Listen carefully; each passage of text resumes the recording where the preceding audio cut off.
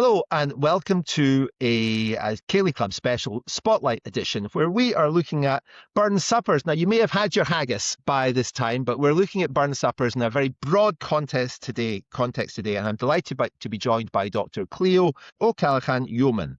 And Cleo, welcome to the Ceilidh Club spotlight edition, and thank you very much for joining us this morning. Now, tell us all about what you're doing for burn suppers. Great. Thank you so much, Ed, and for this opportunity. It's really nice to be having this discussion this morning. Yeah, so I'm really excited to be talking this morning about a project that we launched recently at the University of Glasgow. So I work at the Centre for Robert Burns Studies at the University of Glasgow. And as many people listening may or may not know, 2026 marks 225 years since the first ever Burns Supper, which took place at Burns Cottage in Alloway in Ayrshire, Scotland, on the 25th of July, 1801. So the first ever Burns Supper was actually on the 5th anniversary of Burns' death, as opposed to his birthday, the 25th of January, which is when we now generally celebrate it. And so to celebrate that anniversary, we at the Centre for Robert Burns Studies have launched a new project, which is called, for obvious reasons, the Burns Supper at 225 years, but then Scottish Tradition, Global Reinvention. So we're really interested in thinking about the ways in which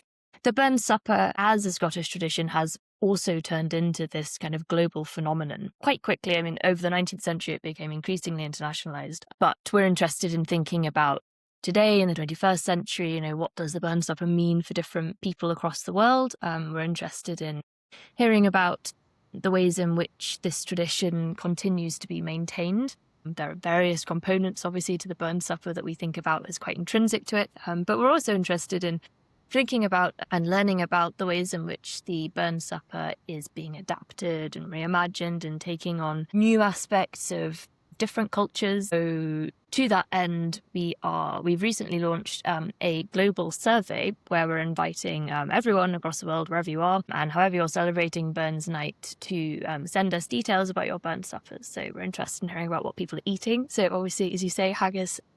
We're getting a lot of haggis, and we're very pleased about that, but we're also interested in culinary fusions. So haggis poutine, for example, is something that's popping up in Canada, haggis pakora. We're interested in hearing about what people are drinking. Whisky, obviously, springs to mind, but there are other things. Tell us that one about in Canada again. What's popping up in Canada? Yeah. So haggis poutine, we had one respondent from Canada who was talking about the ways in which their Burns Supper takes on aspects of Scottish and Canadian cuisine. So that was exciting. Another thing in Canada that we've been in touch with and that's going to be on the new map. So I should say everyone who responds to the survey, all the survey responses will then be plotted onto a big digital map that will launch this July to coincide with the original anniversary. But anyways, another thing in Canada that's really exciting is something called Gang Haggis Fat Choi, which is an annual event in Vancouver, and it's been held, I think, since maybe 98, so just almost 30 years. And it's a combination of Burns Night and Chinese New Year, which I think is the 14th of February this year. So they held their event on the 1st of February. And it's, again, kind of like, lots of culinary fusions and I think some reading Burns' poetry and toasts in Mandarin and also English. So it's a really good example, I guess, of among many other great examples of what we're thinking about as the sort of global diversification of the Burns Supper. So, but I mean, I guess haggis poutine is but one example. We're excited to hear about if you're listening to this and you're incorporating haggis into any other dish that you would like to share, we'd be absolutely delighted. Some people might not be familiar with poutine. In fact, I'm not sure I am either. It's is this gravy and pastry? I think so. My understanding, I actually should know probably more about this. My understanding is that it's chips with a sort of meaty gravy. Yeah. Which sounds nice. Anything with chips is great. Exactly. If I've got that wrong, then many apologies to anyone listening. Right, and then tell us. All right, right, and then tell Dr. Cleo. Exactly, yeah. Exactly. And also send us your photos. Another thing that we're keen to include on the map is any photos, videos, or recipes that you would like to share. Yep. So definitely send us those as well. We want the map and the archive that it produces to be as full and as vivid a kind of representation of the Burn Supper today. So yeah, no, there are no celebrations too big or too small, and there are no recipes that we don't want to hear about either. I mean, that's terrific. I mean, just in the years that we've been doing the Burn Supper at the Cayley Club, we started off with just meat haggis. Then we had some vegetarian haggis, and then the vegetarian haggis became vegan haggis as well, which was great. And then recently we've introduced gluten-free haggis. Okay, yeah. So I guess the oats have gluten in them, maybe. They can do. They don't necessarily, but they're often grown beside fields that do have gluten, so the risk of cross-contamination. That makes sense. Yes, yeah. Oh, great. Yeah, well. And it just expands, and it's great because it caters for different people in the same way that people take it to different cultural aspects to it all. So, you're in the midst of collecting this data currently, is that right? And where have you had responses from? You mentioned Canada there. Where Yeah. else? Yes. So we have had we're almost at 300 responses Oh, at brilliant. speaking. So that's great. And in terms of, we've had a really wonderful spread so far. So all 7 continents are covered, including Antarctica, which I was very thrilled about. So the Rothera Research Station at Antarctica, they have, I think, also an annual tradition of burn suppers there. So we have photos from them. And communications I've had there have been sort of, this idea that the Burn Supper at their station is, they do have a lot of Scottish people working there, but it's also, it's an evening that's enjoyed by everyone within the community. So that was really exciting. Other ones, so in Asia, we have definitely Japan, Tokyo. There's a Scottish pub called the Royal Scotsman. I think they have an annual with a bagpiping owner as well. So, Sri Lanka, I'm trying to think. Hawaii definitely is on the map. Definitely a lot of from Central Europe. America, sort of North America is definitely, I guess, after the UK from previous research sort of indicates statistically that North America is the next biggest kind of epicenter of burn suppers after the UK. So we're really delighted to have a lot of coverage there. South America also. I think we have the burn supper in Chile that came in recently. Australia, another big kind of, I don't know, catchment area exactly, but I guess another kind of like area in which burn suppers are frequent and popping up on the map. So so genuinely a really global spread, and I think people, I know some people I think find it surprising, but I guess it really just does speak to this kind of, Burns as Scotland's national bard, yes, and an important figure for British literature widely, but also just globally. I think and I guess it's also, we have this sense that the Burn Supper for a lot of people is a kind of a way into learning more about Scottish culture, and I think that's coming through in the results as well. And these are non-Scottish people, is it? Do you reckon, or is it Scottish people as well? It's a combination of both, yeah. So often Scottish societies in other countries, I guess, inevitably, because I guess the Burn Supper is such an important thing for Scottish diaspora. It's an important event in, I guess, the social calendar. So I think, so definitely in the results, we're seeing a lot of, burn suppers being organised by members of Scottish societies or burns clubs internationally. But it's also, so another important thing, I guess, to flag about the survey is that we're not just interested in kind of corporate burn suppers or sort of things that are happening at a sort of a wider institutional level. There's definitely also the option to select private home burn suppers, and we're seeing responses to those as well. I guess, I mean, for us as researchers, it's obviously easier to get a clearer sense of, we know what's happening in the public domain because we can see, in the media, where people are celebrating. But what's harder to reach those of us who are celebrating burn suppers or burns night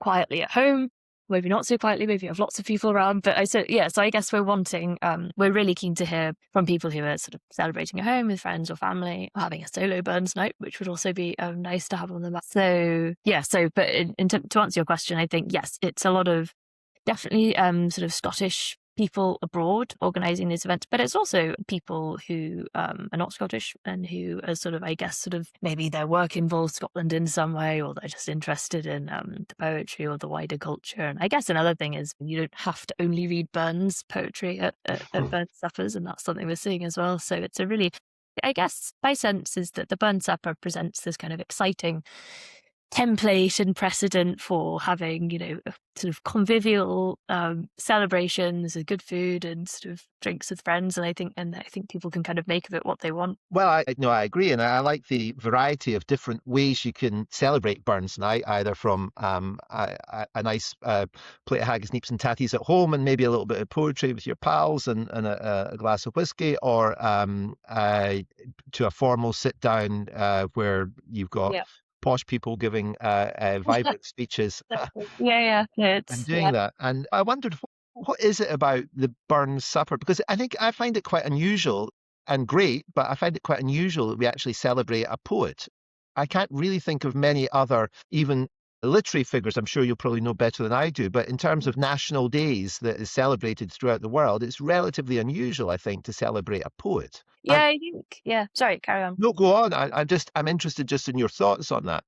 I think it's so true. Yeah, it's often something, certainly in kind of scholarship, that is thinking about the Burns Supper as this phenomenon, which it definitely is, and as this tradition. It's certainly something. I mean, yeah, we don't have a Shakespeare supper. I suppose he was and a playwright, but as you say, yeah, we don't have. I mean, a lot of my work prior to this particular project was on the novel in Scotland. There's no Scott feast, unfortunately, or indeed the women writers who wrote alongside Scott, who I also work on. But yeah, so I guess poetry, I suppose at Burns Suppers particularly as well, there's a sort of, yes, Burns was a poet, but I suppose the way in which we engage with his work at Burns Suppers in many cases is people kind of reciting his poetry, and it's not sort of just tied to the book or the printed word. It's very much a sort of spoken kind of tradition that perhaps makes it seem accessible to people who don't work in literature or don't kind of you don't want to spend the entire evening reading, but it's sort of, there are kind of proverbial kind of sort of aspects of Burns' work that kind of everyone kind of like recognizes to a mouse, or even kind of like, the best laid plans of mice and men. I think that was Mm. Burns, and that, so I suppose there's a kind of proverbial kind of quality that the Burns supper as a tradition can maximize on. And yeah, Burns, I mean, I think the McGinn, who's done a lot of work on his book on the Burns supper, which has become kind of an informal Bible for this particular project, he talks really well, or writes really well, about how the first ever Burns supper was it was a small kind of gathering of friends and acquaintances of Burns who were obviously commemorating their friend locally, and that's what then gave way to this global tradition. But in the first instance, it was, I suppose, a way of commemorating someone that they'd known, but specifically in ways that Burns wanted to be remembered. So I guess that idea of self-image and him seeing himself as this bardic figure for Scotland, a sort of national voice, and then everything else that came with it, that Burns enjoyed and that his friends felt would be fitting to remember him by. So a nice meal, I imagine, fair amount of whiskey, and kind of remembering his work. So I suppose it's partly about how we like to remember Burns, and I think how Burns intended himself to be remembered, at least by those who knew him, that is then given way to this, as you say, this kind of quite remarkable celebration of a poet in ways that in a way that we don't necessarily see replicated for other authors, as you say. So it is generally remarkable. But I think my sense is, why is the Burns stuff so popular and accessible? I think because it just encompasses everything that people enjoy, which is having a good time with their friends, eating and drinking, and a few songs and having a dance.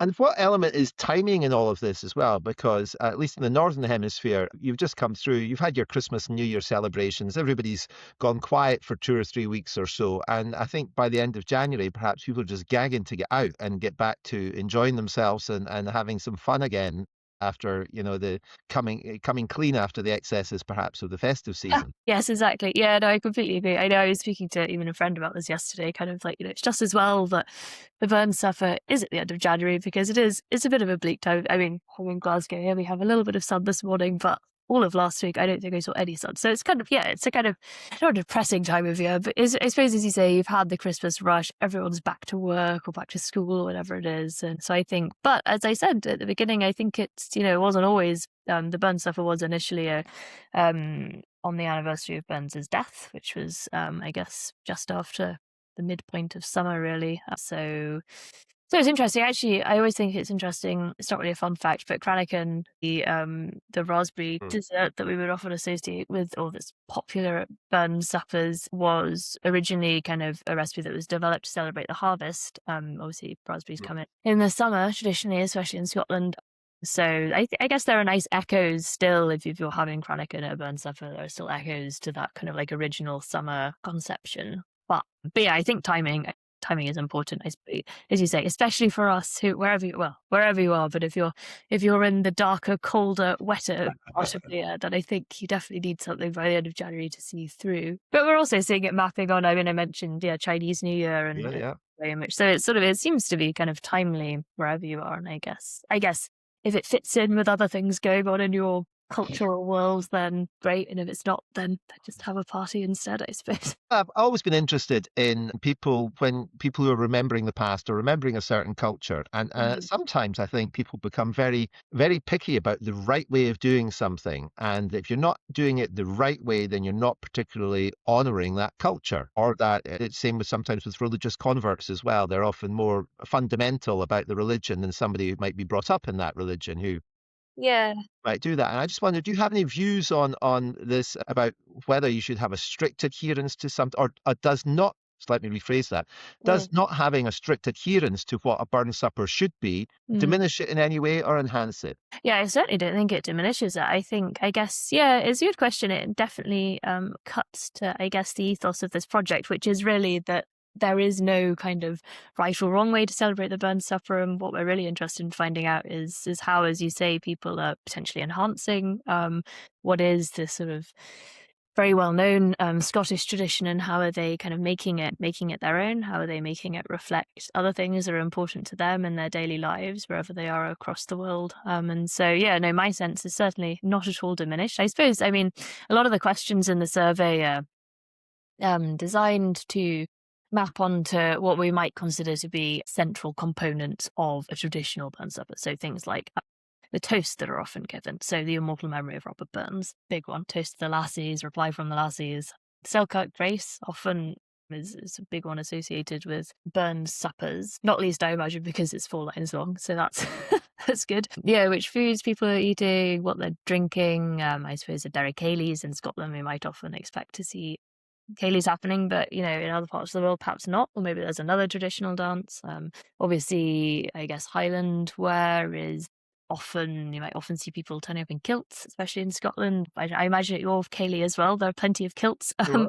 So, but Ireland. yeah, exactly. But then in other parts of the world, other people are wearing their own traditional dress, so that's something we're excited to hear about as well. Yeah, so I think very much this project, Scottish Tradition Global Reinvention, is very much about not necessarily needing to stick to this rigid kind of perception of what a burn supper should or shouldn't be. In fact, it's very much the opposite. We're interested in seeing and mapping just how diverse it's become and what it looks like now in different places. And do you get a sense from the work at the centre there that this is growing over the years? I think so. Yeah, I think the burn supper definitely was already. So actually, some other colleagues from the centre a few years ago, just after for around the COVID-19 pandemic, so 2020, 2021 here in the UK, there is actually a current interactive map of burn suppers where colleagues put together, again, another sort of big map of burn suppers, and that contains over 2,500 events taking place. So I think it's certainly not that, now we're at 225 years, suddenly the burn supper is taking off globally. I think it's always been. And actually, again, I would recommend anyone who would like to learn more to read Clark McGinn's book about the burn supper, because that traces as well, from quite soon after the first ever burn supper already, it was being kind of replicated overseas, not just in Scotland. But is it growing? I mean, I guess quantitatively, it's hard to say without data in front of me, but I think certainly there's a perception that that more people are coming to the tradition. One of the survey questions actually asks or invites participants to indicate whether or not they're hosting for the first time, and we've had a few responses to that particular question suggesting that some people are coming to it for the first time. So yeah, I guess it is. I guess it is growing in that sense, and it's nice then to see if someone is hosting for the first time, which bits of the burn supper they're choosing to include or not include, or what are they having haggis deep tatties, or are they having something else? And I suppose is the advantage of when you have quite a clear kind of traditional sense of what a burn supper might look like, then you can also there's more in a sense then to sort of bounce off and make your own based on that. So yeah, so I think my sense is that it is growing, and it'll be really interesting to see once we've got past, as you say, we're kind of in the thick of peak data collection just now. But I think once things have subsided a little bit, although I know that there are burn suppers that traditionally and annually still take place in the summer, so we will be tracking those as well. But in the intervening months, yeah, it'll be nice to see how many people are saying that this is their first burn supper, and yeah, and how do things relate to research undertaken 5 years ago as well? I mean, certainly at the Cayley Club, we do get a mixed audience. For our Mm. regular events, they're generally most people are 23 to late 30s or so for most of our events. But burn suppers or for our Burns Night events, we do get a slightly older demographic coming along as well, which is lovely. Mhm. I wonder, for in your survey, or have you picked up at all? Role does the younger generation have? School kids, university? Yeah, yeah, we're definitely seeing yeah, so we've had definitely several schools and university groups come forward with burn supper celebrations that will be on the map. I guess, especially here in Scotland, I think definitely colleagues who have young children are saying, their kids have been learning Burns poems at school, or perhaps Oh, having to recite, I don't know, like Red Red Rose or something something not too long, I suppose. So I think, yeah, and I think that is something else that we're kind of trying to investigate, or just kind of open up for discussion within the context of burn supper, as well as you say, is kind of, how is it being celebrated by different groups of people. Obviously, there are, I guess, not necessarily, I don't know, I suppose, yeah, a lot of Burns clubs, for example, might not have those of young members. I don't know. That's just sort of an impression. But so I think it's nice to see if there are other, as you say, sort of educational institutions that are kind of inaugurating younger generations into future kind of yeah, iterations of the burn supper. I think that would be something that's easier to sort of draw out once we've got all the data in front of us. But certainly we're seeing a widespread of people who are hosting the burn supper, and I think schools, I suppose, very small children, obviously, they're having the burn supper introduced to them. They're not sort of celebrating it by themselves necessarily, but university groups as well. I think that's a sort of, and often sort of university groups that maybe are sort of a combination between, I don't know, sort of Mexican Scottish societies or Spanish Scottish societies, mm, where it's maybe to do with alumni who aren't necessarily all Scottish yeah. themselves, or maybe was studying in the UK. And so I think that's another nice avenue in which we're seeing data beginning to emerge as well. So, but yeah, it's an interesting question. I think any way in which we can make Scottish and British literary culture more accessible to as many different generations as possible, I think that's always good news as far as I'm concerned. And I guess because Burns has this sort of enduring, universal, global appeal, then it's a kind of, it's a no-brainer. I guess it's a great way to get people involved, and yeah, and from all different walks of life. So, but yeah, but it's interesting to hear you talk about as well your own sort of demographic for the Kayleys, and kind of who's interested in coming along, I suppose. But yeah, hopefully we'll have lots of new generations of burn supper goers, as you say.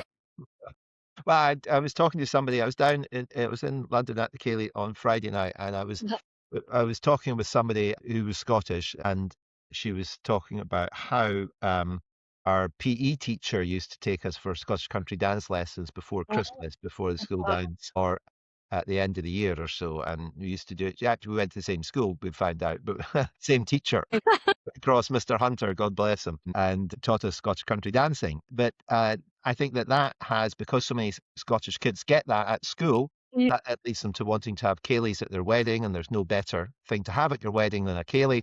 absolutely. And then that then leads to a lot of interest in our Cayleys in London, because people have had it from school and they've done it in different ways, and then they introduce their kids to it, who particularly the ones that are based in London haven't had it at school. but it's a real driver for future business, for future ceilidhs, for ceilidh bands, for all of that. The fact that people have had it at school. Yeah, absolutely. No, it's nice to hear you say that. And I know kind of, well, anecdotally, well, as we were talking about, actually, my partner is Scottish, but he used to live in London, so came to all very ceilidhs, actually, I guess precisely because of, having, I mean, so many of my friends who grew up in Scotland, talk about this sort of annual kind of recourse back to, Embarrassment. well, yeah. Get on, come on. Exactly. But yeah, no, which I never had. I grew up in England, so I didn't have that. So my introductions to ceilidhs came at university. But yeah, as you say, I mean, so many. I think all of the best weddings I've been to have had ceilidhs, and they've all been either friends who are Scottish or who have studied here. And so it's a great, it's another, and another kind of, not necessarily an integral aspect of the bird supper, but I guess, Scottish dance or Scottish music is another means through which, as you say, that people seem to come to the burn supper, or just another means of sort of engaging with the culture more widely. And it also taps into the diaspora.